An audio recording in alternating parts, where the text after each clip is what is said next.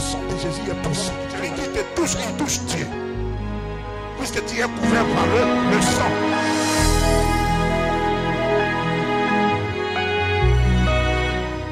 C'est le premier jour de l'année. Bonne année.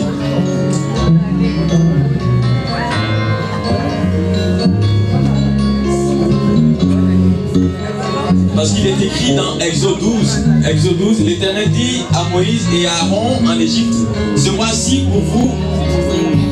sera pour vous le premier des mois. Vous le considérez comme le premier des mois de l'année. Pour nous, l'agneau qui est Jésus-Christ de Nazareth. Amen.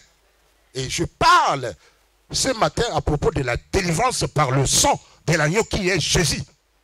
Et Jésus est la Pâque. Amen.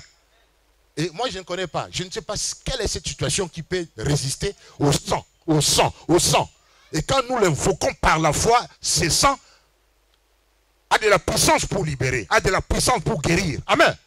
Si le sang de l'agneau a pu protéger les enfants d'Israël pendant la destruction, à quel prix le sang de Jésus ne pourra pas faire quelque chose en nous. Amen. Il arrive parfois que tu invoques ce sang-là et le diable te fait douter. Il dit, ça n'aura pas d'impact, ça ne va faire rien. Il faut lui dire qu'il est menteur. Amen. Nous devons appliquer le sang. Les sangs, on ne savait pas que le sang c'est la vie. Même les sorciers, quand ils vont voir les gens, quand ils vont prendre le fétiche chez les sorciers demandent souvent le sang. Et quand ils demandent ce sang-là, c'est toute une personne. Et quand tu acceptes de livrer ton frère, ton enfant ou ta mère, c'est toi, tu lui livres à la mort. Parce que son sang va couler. Dans le sang, il y a la vie. Dans le sang, il y a la puissance. Le sang, c'est la vie. Alors, il faut connaître l'importance du sang de Jésus.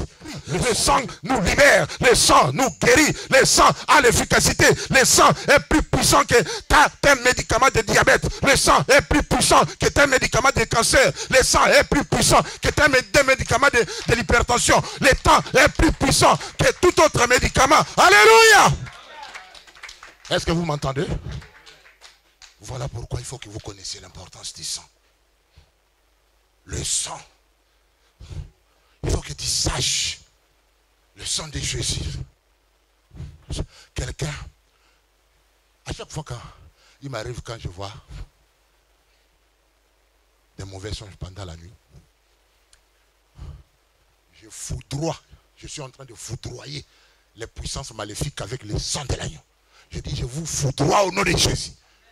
Il faut foudroyer. Alléluia.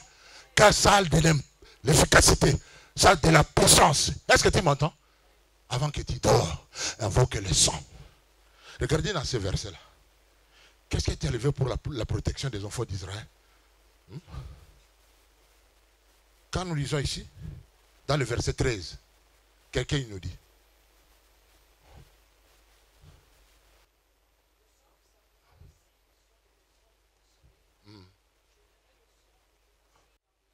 Vous avez entendu? Il n'y aura point de plaie qui vous détruise. Quand il va frapper, vous avez entendu? Il faut que vous invoquiez le sang de Jésus. Avant que tu dors, tu dis, j'invoque le sang de couvrir ma maison, de couvrir mes enfants, de couvrir tout ce qui m'appartient. Puisque Dieu, c'est lui qui a donné l'instruction aux enfants d'Israël d'appliquer le sang. Afin que quand l'ange de destruction va passer, ils ne puissent pas les voir. Ils ne puissent pas toucher aux enfants. Mis à part. Et moi et toi, nous sommes mis à part pour le Seigneur.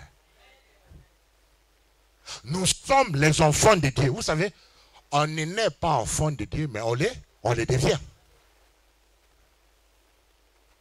Moi et toi, on ne peut pas nous toucher. Celui qui nous touche, il touche la prunelle de l'œil de Dieu. Est-ce que vous m'entendez? S'il y a un sorcier qui aimerait te bouffer d'ici la fin de l'année, il est en train de commettre une erreur grave dans sa vie. Parce qu'il est en train, alléluia, de vouloir toucher Dieu. Alléluia. Et quand on blague avec Dieu, on se cherche là, la mort. Celui qui te touche, il touche Dieu. puisque tu es couvert par le sang. Et aujourd'hui, c'est la fête du sang. Nous allons invoquer le sang. Nous allons brûler tous ces sorciers qui sont en Afrique, qui sont ici, qui aimeraient nous faire du mal, qui aimeraient nous jeter les mauvais sorts. Ils pensent qu'ils vont nous avoir. Mais nous avons le sang de l'agneau de Jésus-Christ. Le sang qui nous rachète, le sang qui nous protège, le sang qui nous libère, le sang qui nous protège. Est-ce que vous m'entendez? Puisqu'avant, tu ne connaissais pas l'importance de ce sang. Mais aujourd'hui, tel que moi je parle, tu connais l'importance de ce sang et applique cela chaque jour. Nous allons boire aujourd'hui le sang.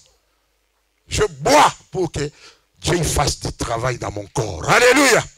Vous savez, quand nous dormons et quand nous invoquons le sang, quand les sorciers passent la nuit, ils ne nous voient pas. Vous me croyez? Ils ne peuvent pas te voir. C'est si ce marabout-là, il veut prendre ta vie et que toi, tu as invoqué déjà le sang avant que tu dors. Ils vont passer par ta maison, ils ne te verront pas. Si toi, tu n'acceptes pas cela, c'est que tu prends Dieu d'un menteur. Ce qu'il a fait avec l'agneau, il le fait aujourd'hui dans nos vies avec le véritable agneau qui est Jésus-Christ de Nazareth. Les sorciers, ils nous craignent. Le diable, il a peur de nous.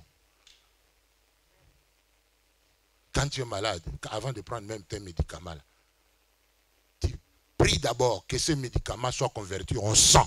En sang de l'agneau de Jésus-Christ. Et quand tu bois avec de l'eau, amen, nous ne pouvons pas prendre chaque chose physiquement. Mais il faut que le spirituel soit derrière. Amen. Puisque nous sommes des dieux. Est-ce que vous m'écoutez? Nous appartenons à la famille royale de Dieu. Voilà pourquoi je ne peux pas craindre un sorcier. Je ne peux pas craindre les enchanteurs. Je ne peux pas craindre les magiciens. Parce que je suis couvert par le sang de l'agneau de Jésus-Christ. Jésus a fait couler son sang pour moi. Il a accepté de faire couler son sang pour ma vie. Alléluia. S'il est pour moi, qui sera contre moi?